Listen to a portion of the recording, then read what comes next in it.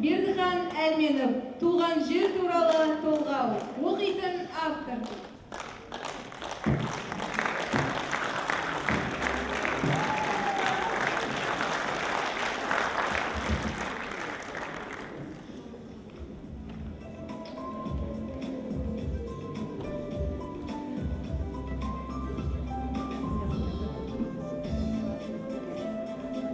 Ауылым арманәнім алыс қалған, осы ауыл үшін талай шабыс болған, баһадүр бабалардың арқасында тарихқа таңғажайып табысталған. Бозашының бүйірі біздің ауыл, сегіз арыс адайға қоныс болған. Біздің елден мәтжандай бейді өтіпті, билігі биік отпан дәніспаннан. Тек жеңіспен еліне қайтады екен, сұлтан келді батырым соғыстардан. Қолдаса Айдар Ишан, Ержан Қазірет, орындалар арманың алыс болған. Қосжан, Сарқұл, Майлаштар қосқанаттың көрмепті ел кездерін қалыс қалған. Иса Досан патшаға қарсы жау, адайдың кегін алған орыстардан. Ұлдары ұлық болар ұлылардың осынау бастау алған арыстардан. Туған жерге тілегім қай кезде де тұнып тұрсын даламыз данышпаннан.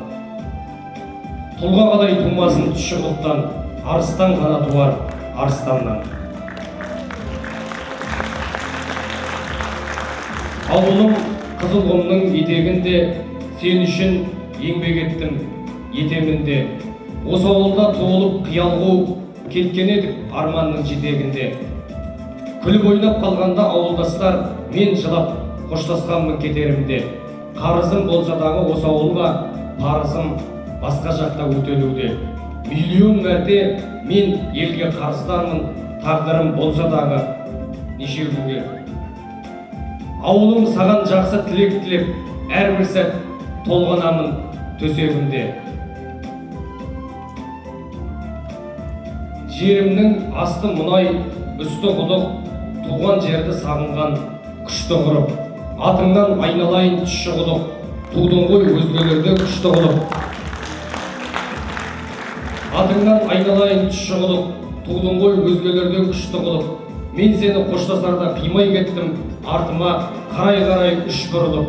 Мен сені өле-өлгенше сүйіп өтем, кіргенше қара жерге үш болып. Атыңнан айналайын түші құдық.